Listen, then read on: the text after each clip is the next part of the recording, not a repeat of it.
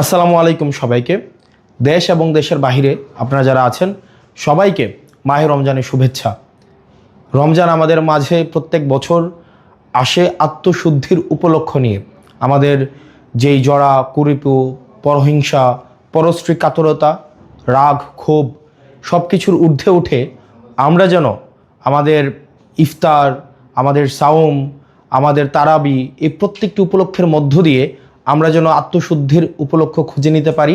আল্লাহ আমাদের সেই তৌফিক দান করুক এবং সবাই যেন আমরা এই পরিশুদ্ধির মধ্য দিয়ে আমরা যেতে পারি এবং আমরা তাকওয়া অর্জন করতে পারি।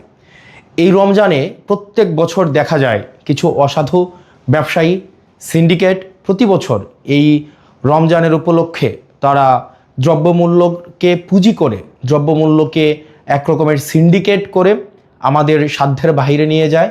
আমাদের জনগণের যেই সাধ্যমূল্যের বাহিরে এই আমাদের নিত্য প্রয়োজনীয় যে বিষয়গুলো রয়েছে, ছোলা, মুড়ি, তেল এবং নিত্য প্রয়োজনীয় যে বিষয়গুলো রয়েছে, তেল, গ্যাস, এই প্রত্যেকটি বিষয়কে দেখা যায় সিন্ডিকেট করে সাধারণ জনগণের সাধ্যের বাহিরে নিয়ে যায়।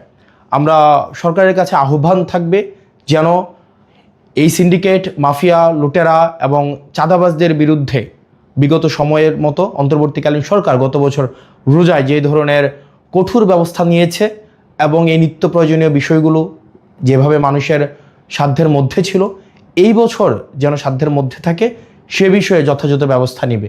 একই সাথে এই রমজানে আমাদের দেখা যায় প্রত্যেক বছর বিদ্যুতের যেই ঘাটতিটা ঘটে সেটা আমরা গত বছর দেখতে পাইনি। আমরা প্রত্যাশা থাকবে প্রত্যেকটা মুসলিম যেন এই রমজানে তার ইবাদত ভালোভাবে করতে পারে, নির্বিঘ্নে করতে পারে।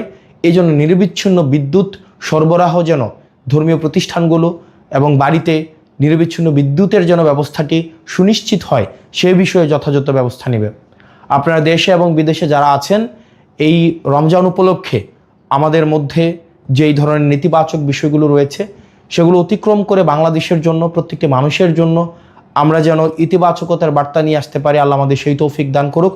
সবাই ভালো থাকেন, সুস্থ থাকেন।